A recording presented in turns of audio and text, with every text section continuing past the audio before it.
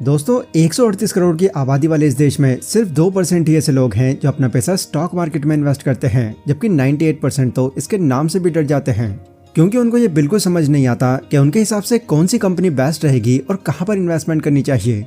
जो भी लोग ऐसा सोचते हैं, इसका सीधा मतलब यही है कि उनको स्टॉक के प्राइस को एनालाइज ही करना नहीं आता और ना ही वो ये अंदाजा लगा पाते हैं कि फ्यूचर में उनके स्टॉक के प्राइस किस हद तक बढ़ सकती है और कितनी नहीं। यही मेन रीजन है कि मैक्सिमम लोगों को ये सब बहुत ज्यादा मुश्किल लगता है। देखो, लोग बेसिकली अपने शेयर्स का सिलेक्शन पहले दो तरीकों से करते थे। या तो वो किसी कंपनी के बैलेंस शीट को एनालाइज करते थे, या फिर वो उस कंपनी के कुछ सालों के प्रॉफिट्स को चेक करके उसके प्राइस के बढ़ने या घटने का अंदाजा लगाते थे और अपना पैसा इन्वेस्ट कर देते थे। पर स्टॉक एक्सपर्ट्स की माने तो इन दोनों ही ट्रेडिशनल तरीकों से स्टॉक सेलेक्ट करने का तरीका अब पुराना हो गया है और आज के टाइम में ये उतना इफेक्टिवली काम भी नहीं करता। इसीलिए जो टॉप इन्वेस्टर्स होते हैं वो अब इस तरीके से नहीं बल्कि टेक्निकल और फंडामेंटल एनालिसिस करके स्टॉक का प्राइस डिसाइड करते हैं। जहां टेक्निकल एनालिसिस करके लोग ट्रेडिंग में एक्सपर्ट बन जाते हैं, वहीं फंडामेंटल्स के थ्रू कई लोग बिल्कुल प्रोफेशनल तरीके से इन्वेस्टिंग करते हैं और इन्वेस्टिंग में एक्सपर्ट बन जाते हैं।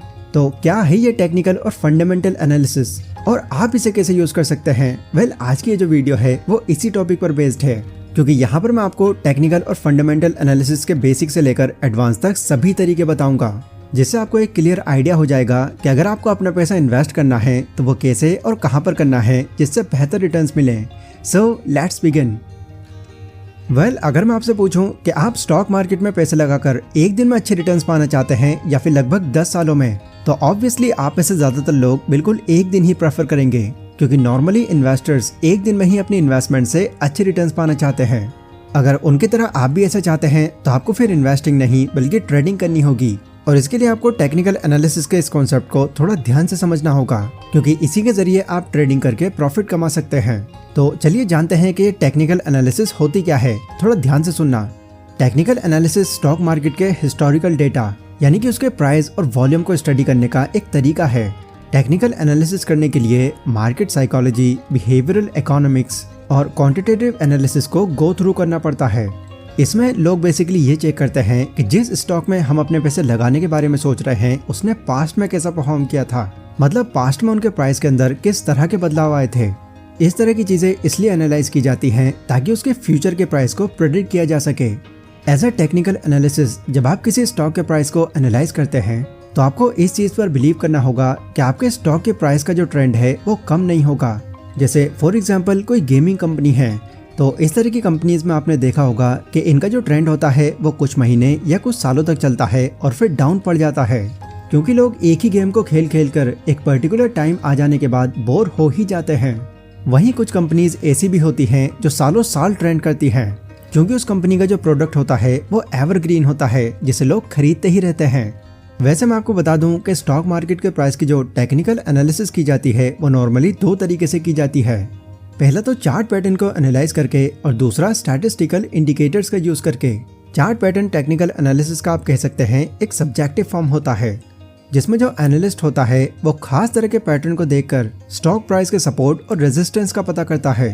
मतलब मार्केट में कब पर्टिकुलर स्टॉक की प्राइस बढ़ेगी या फिर कम होगी, इससे ये चीजें पता की जाती है। जबकि स्टैटिस्टिकल इंडिकेटर्स के थ्रू टेक्निकल एनालिसिस से स्टॉक का प्राइस का अंदाजा करने के लिए मैथमेटिकल इंटरप्रेशन का इस्तेमाल किया जाता है, जिसमें बेसिकली प्राइस और स्टॉक वॉल्यूम के मैथमेटिकल फॉर्मूलाज ही आते हैं। पर इन सभी तरीकों में जो तरीका टेक्निकल एनालिसिस के लिए सबसे बेस्ट काम करता है वो है MACD, यानी मूविंग एवरेज कन्वर्जेंस डाइवर्जेंस। ये भी टेक्निकल एनालिसिस का एक तरह से स्टॉक के ट्रेंड का ही पता लगाता है, जिसमें दो स्टॉक के प्राइस के मूविंग एवरेजेस के बीच का रिलेशन बनाकर स्टॉक का सही प्राइस डिसाइड करता है।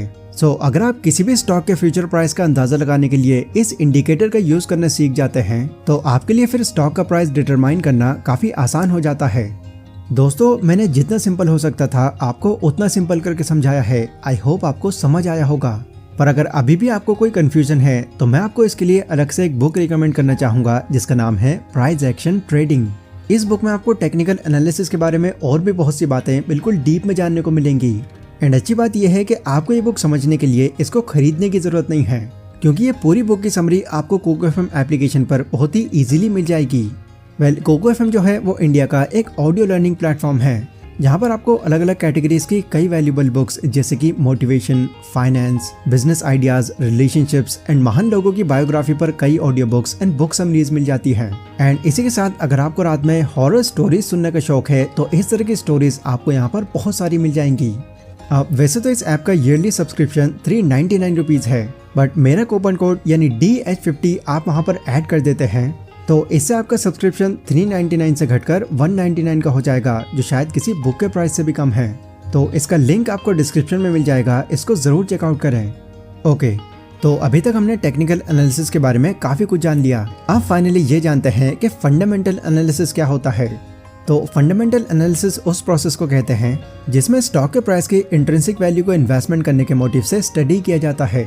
इसका मेन ऑब्जेक्टिव ये पता करना होता है कि स्टॉक का प्राइस मार्केट के अंदर ज्यादा वैल्यू का है या फिर कम वैल्यू का है। एंड ये पता करने के बाद ही ये डिसाइड किया जाता है कि उस पर्टिकुलर स्टॉक को हमको खरीदना चाहिए या नहीं, या फिर उस पर्टिकुलर स्टॉक को कितने टाइम तक होल्ड करके रखना चाहिए जिससे ज्यादा प्रॉफिट बन सके। बिल्कुल सिंपल करके अगर आपको बताऊं तो फंडामेंटल एनालिसिस में एक बिजनेस के बेसिक चीजों का अंदाजा लगाया जाता है एंड देन ये चेक किया जाता है कि वो बिजनेस फाइनेंशियली कितना हेल्दी और सस्टेनेबल है।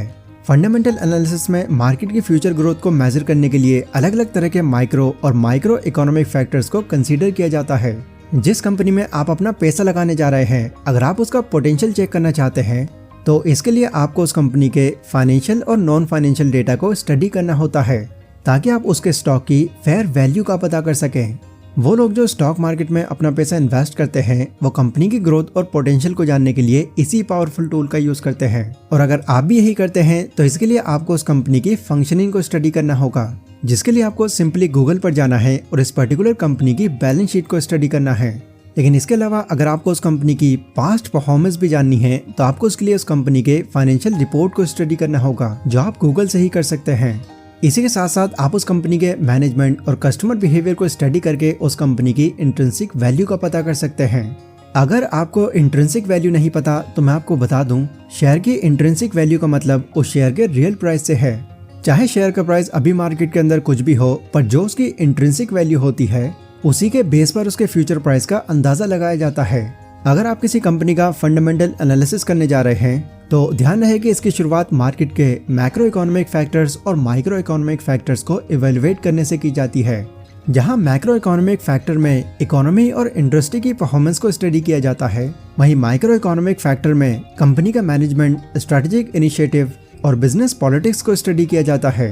फंडामेंटल एनालिसिस करते टाइम अगर आपको ये देखने को मिलता है कि उस कंपनी के स्टॉक की इंट्रिंसिक वैल्यू उसके मार्केट प्राइस से ज्यादा है तो इसका मतलब है कि ये स्टॉक अभी अंडर वैल्यूड है। मतलब अभी आप उस कंपनी के स्टॉक को खरीदकर तब तक अपने पास होल्ड करके रख सकते हैं जब तक उस कंपनी के शेयर्स की प्राइस उसके इंट्रिंसिक वैल्यू जितनी या उससे ज्यादा ना हो जाए, क्योंकि जब आपके शेयर का प्राइस मार्केट में ज्यादा हो जाएगा तब आप उसे इंट्रिंसिक वैल्यू से ज्यादा प्राइस में बेचकर प्रॉफिट कमा सकते हैं। वहीं इसके अलावा अगर कंपनी के फंडामेंटल एनालिसिस में आपको ये पता चलता है कि आपके शेयर की इंट्रिंसिक वैल्यू उसके मार्केट प्राइस से कम है तो आप अपने शेयर को उसी वक्त वहां पर सेल कर सकते हैं। टेक्निकल एनालिसिस की तरह फंडामेंटल एनालिसिस भी दो तरह के होते हैं, क्वालिटेटिव एनालिसिस और दूसरा क्वांटिटेटिव एनालिसिस। क्वालिटेटिव एनालिसिस में किसी कंपनी के गुडविल, कस्टमर बिहेवियर, डिमांड और मार्केट में कंपनी के पोटेंशियल को एनालाइज किया जाता है। इसमें बेसिकली कुछ क्वेश्चंस हैं जिन पर आपको मेन फोकस करना है, जैसे कंपनी का मैनेजमेंट अपना डिसीजन सही तरह से ले रहा है या नहीं, अगर कंपनी कोई अनाउंसमेंट करती है तो इससे मार्केट में कोई इम्पैक्ट पड़ता है या नहीं, या कंपनी के कितने कॉम्पिटिटर्स हैं वगैरह वगैरह। जबकि क्वांटिटेटिव एनालिसिस में कंपनी के डेटा, स्टैटिस्टिक्स और रिपोर्ट्स को स्टडी किया जाता है, जिसमें मेनली किसी कंपनी की balance sheet, debt, cash flow जैसी चीजें शामिल हैं। एंड इनको स्टडी करने के बाद ये कंक्लूजन निकाला जाता है कि अभी कंपनी के स्टॉक को बाय करना चाहिए या फिर सेल। अब वैसे तो टेक्निकल और फंडामेंटल एनालिसिस दोनों ही कंपनी के स्टॉक प्राइस को समझने के लिए की जाती है, पर इन दोनों का जो मोटिव होता है वो अलग अलग होता है। टेक्निकल एनालिसिस में स्टॉक के प्राइस को एनालाइज किया जाता है जो कि शॉर्ट टर्म के लिए होता है, इसीलिए जिनको ट्रेडिंग करनी होती है वो इसके थ्रू स्टॉक के पास्ट प्राइस के पैटर्न को ऑब्जर्व करके उसके प्राइस का अंदाजा लगाते हैं और फिर शेयर को कम प्राइस पर बाय करके ज्यादा प्राइस पर बेचकर प्रॉफिट निकाल लेते हैं। जबकि जो फंडामेंटल एनालिसिस करते हैं उनका गोल ट्रेडिंग करना नहीं बल्कि इन्वेस्टिंग करना होता है, क्योंकि यहाँ पर किसी भी कंपनी को इन डेप्थ स्टडी इसलिए किया जाता है ताकि ये पता किया जा सके कि जिस कंपनी में हम अपने पैसे इन्वेस्ट करने जा रहे हैं वो लॉन्ग टर्म तक ग्रो करेगी या नहीं। यही रीजन है कि जिन लोगों को शॉर्ट टर्म बेनिफिट चाहिए होते हैं वो टेक्निकल एनालिसिस को इम्पोर्टेंस देते हैं, वहीं जो लोग लॉन्ग टर्म फायदा चाहते हैं वो फंडामेंटल पर फोकस करते हैं। तो आई होप ये सभी इन्फॉर्मेशन जानने के बाद अब आपको ये क्लियरिटी मिल गई होगी कि किस तरह की इन्वेस्टमेंट में किस तरह से स्टॉक के प्राइस और कंपनी को स्टडी किया जाता है। ये इन्फॉर्मेशन अगर आपको पसंद आई हो तो इसको लाइक और शेयर जरूर करें। And price action trading book की अगर आप पूरी बुक समरी सुनना चाहते हैं तो डिस्क्रिप्शन में कुको एफएम एप्लीकेशन का लिंक है या आप वहां से सुन सकते हैं। बाकी मैं मिलता हूं अपनी अगली वीडियो में, तब तक के लिए stay safe, stay healthy, take care.